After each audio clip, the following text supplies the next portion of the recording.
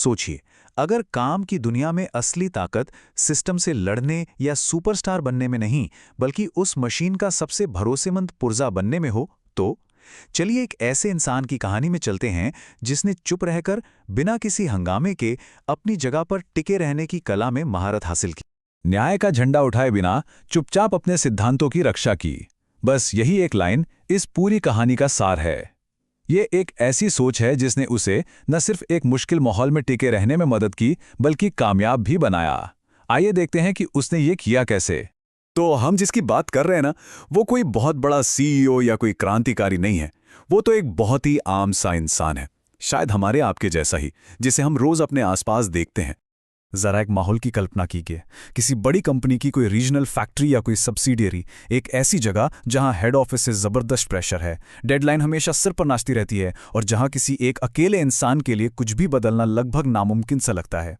वो middle management के उस क्लासिक जाल में फंसा हुआ था। मतलब बिल्कुल बीच में, ऊपर से बॉस, नीचे से टीम, एक तरफ क्लाइंट्स, दूसरी तरफ वेंडर्स। जिम्मेदारी सारी की सारी उसकी, लेकिन फैसले लेने की ताकत ना के बराबर। और ऊपर से घर की किश्तें, बच्चों की जिम्मेदारी, नौकरी छोड़ना तो कोई ऑप्शन ही नहीं था।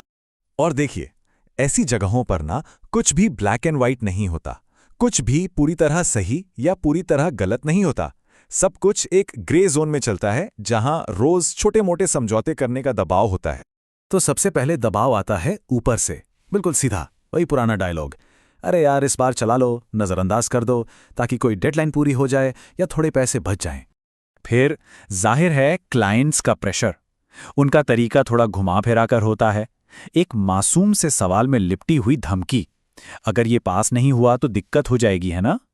और कमाल की बात तो यह है कि प्रेशर सिर्फ ऊपर से या बाहर से नहीं, नीचे से भी आता है, अपनी टीमों से। सर थोड़ा सा और खींच लेंगे तो हो जाएगा, भले ही उस खींचने का मतलब कोई खतरनाक शॉर्टकट लेना ही क्यों ना हो। और पता है, अपने करियर के शुरू में एक बार वो इस प्रेशर में आ गया था, एक कागज पर साइन कर दिया जो नहीं करना चाहिए था, और उस रात वो सो नहीं पाया। उसे एक बात अच्छी तरह समझ आ गई थी कि जब मामला बिगड़ता है ना, तो कंपनी के बड़े बड़े उसूल बचाने नहीं आते, आप अकेले खड़े होते हो। बस उसी एक रात ने उसे बदल दिया। उसने तय कर लिया, अब समझौता नहीं होगा।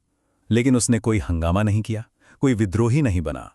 उसने एक बहुत ही शांत लेकिन चट्टान की तरह मजबूत रणनीति अपनाई। और ये समझना बहुत जरूरी है कि उसने क्या नहीं किया और क्या किया। उसने चिल्ला-चोट नहीं की, किसी पर इल्जाम नहीं लगाए। उसने बस शांति से अपनी सीमाएं बताईं, हर चीज का रिकॉर्ड रखा और हमेशा एक दूसरा सही रास्ता सुझाया। उसका ना बोलने का तरीका ही कमाल का था। वो बहस नहीं करता था, वो सीधा कहता था, ये मेरे अधिकार में नहीं है, या इस तरीके से मैं ये नहीं कर सकता, और फिर फौरन बात को सल्यूशन पर ले आता था। लेकिन चलिए इसे करने का कोई दूसरा तरीका सोचते हैं, मतलब प्रॉब्लम से सीधे सल्यूशन पर। हाँ, पर एक बात है, ये रास्ता बिल्कुल भी आसान नहीं था। शुरू शुरू में तो उसकी इमेज खराब हुई। लोगों ने कहा, ये तो पैसिव है, काम से बचता है, या इसमें आगे बढ़कर काम करने की भावना ही नहीं है। कर वो अपनी जगह पर खड़ा रहा। और फिर सालों बाद जब कंपनी पर वो संकट आया जिसका डर सबको था, तब जाकर लोगों की उसकी असली कीमत समझ में आई। सोचे जरा इस बात को, किसी की असली साख अच्छे वक्त में नहीं बनती, वो तो तब सामने आती है जब सब कुछ बिखर रहा हो। और जब कंपनी में उथल पुथल मची, हर कोई एक दूसरे पर उंगली उठा रहा था, तब वो अकेला था जिस पर कोई सवाल नहीं उठा सकता था। उसकी सालों की ईमानदारी आखिरकार रंग लाई। और इसका असर सिर्फ उस पर नहीं हुआ, ये तो बस शुरुआत थी। उसकी ईमानदारी की वजह से एक ऐसा माहौल बना जहां सब कॉन्ट्रैक्टर उसे सच बताते थे, नए क्लाइंट्स उस पर भरोसे के लिए उसे ढूंढते थे।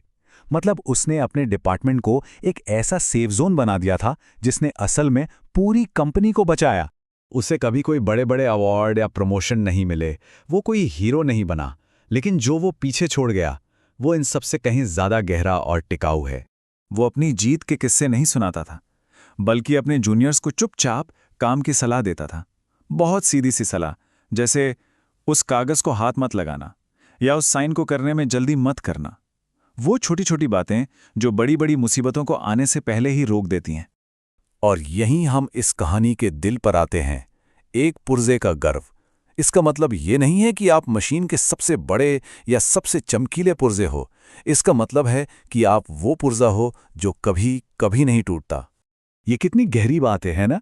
बड़े बड़े सिस्टम, कंपनियां या समाज सिर्फ अपने मशहूर लीडर्स की वजह से नहीं चलते। वो चलते हैं उन अनगिनत गुमनाम लोगों की वजह से, उन पुर्जों की वजह से जो हर दबाव के बावजूद टूटने से इनकार कर देते हैं। तो आखिर में बस एक सवाल, एक ऐसी दुनिया में जहां सबसे ज्यादा शोर करने वाले को ही इनाम मिलता है, वहां इस शांत, चुपचाप निभाई गई ईमानदारी की असली कीमत क्या है?